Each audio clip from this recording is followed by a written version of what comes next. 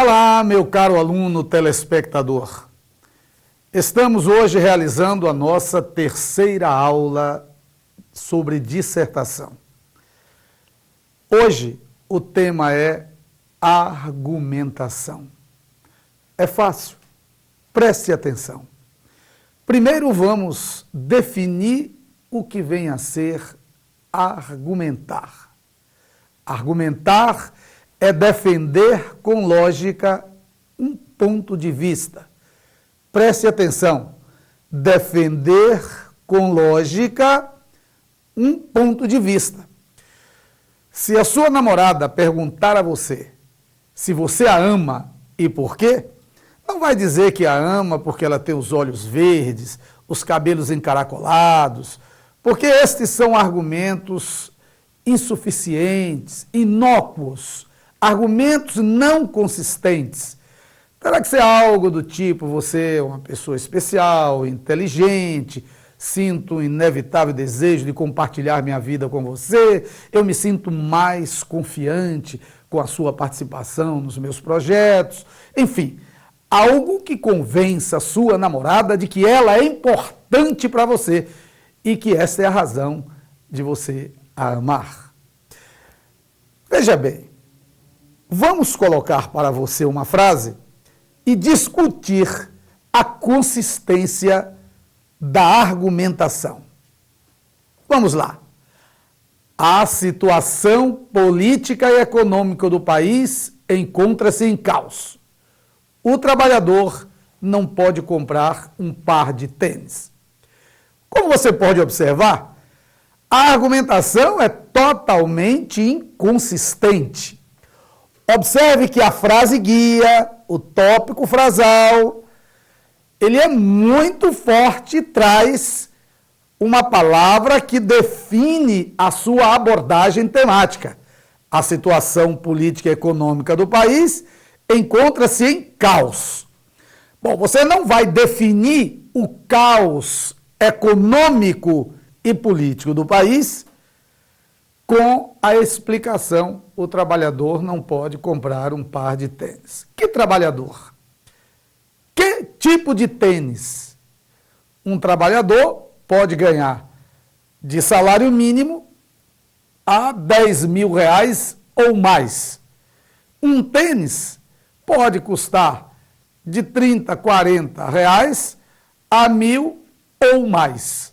Portanto, o argumento é inadequado. Para se dizer que a situação política e econômica do país está em caos, precisamos mostrar elementos que justifiquem o caos nessas áreas. O Congresso Nacional, sob constante suspeita de corrupção, perdeu a credibilidade popular.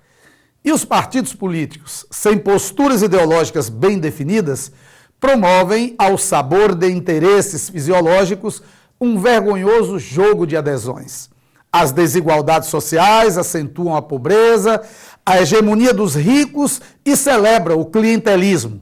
É o reflexo de uma economia corrosiva que desprivilegia o trabalhador e sufoca as perspectivas de uma vida digna, com satisfação plena de necessidades básicas, isenta de pressões e casuísmo. Observe, meu caro aluno, quanta coisa nós dissemos para justificar o caos. Logo, a argumentação deve ser convincente, deve ter elementos que não deixem dúvidas para o leitor a respeito da verdade da sua tese. Então, nós dissemos, na verdade, muitas coisas para justificar o caos. E você poderia escolher outras a depender do seu ponto de vista, daquilo que você considerasse mais importante para justificar seu texto, como o processo recessivo e outros tantos que você poderia ter guardado aí na sua cabeça como elementos importantes para a sua argumentação. Contanto que você aprenda a selecionar criticamente os argumentos para que eles sejam fortes, contundentes, inquestionáveis. Vejamos mais um exemplo para consolidarmos a ideia de argumentação. O Brasil não deve fabricar a bomba atômica. A bomba atômica não é elemento efetivo de segurança nacional. Seu emprego dissuasório só vale no campo das duas grandes nações, que não são grandes porque têm a bomba, mas têm a bomba porque são grandes. Observe aí que, além de o argumento ser forte, a estrutura do parágrafo padrão que nós ensinamos na aula anterior. Veja a frase guia: o Brasil não deve fabricar a bomba atômica. E a explicação para isto é a melhor que podemos encontrar. O país não é grande porque tem a bomba.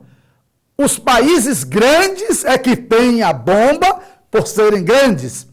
Mas é claro, existem outros argumentos. Contanto, repetimos, que você pense seus argumentos criticamente e procure colocá-los de maneira que eles convençam o leitor, que eles tenham força na persuasão. Agora, vamos falar da conclusão.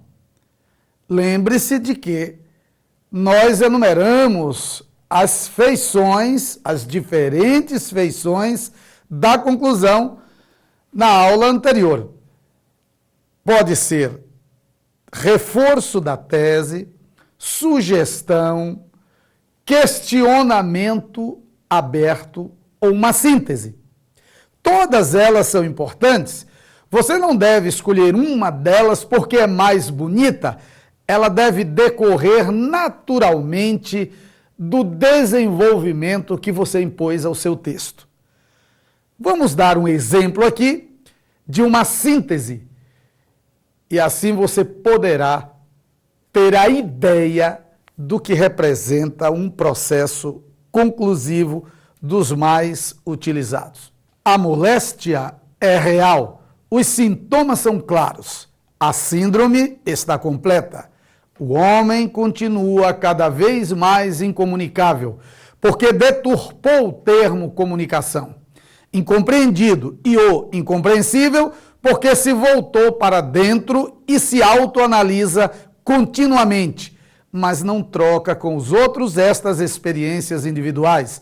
Está desaprendendo a falar, usando somente o linguajar básico essencial e os gestos. Não lê, não enriquece, não se transmite.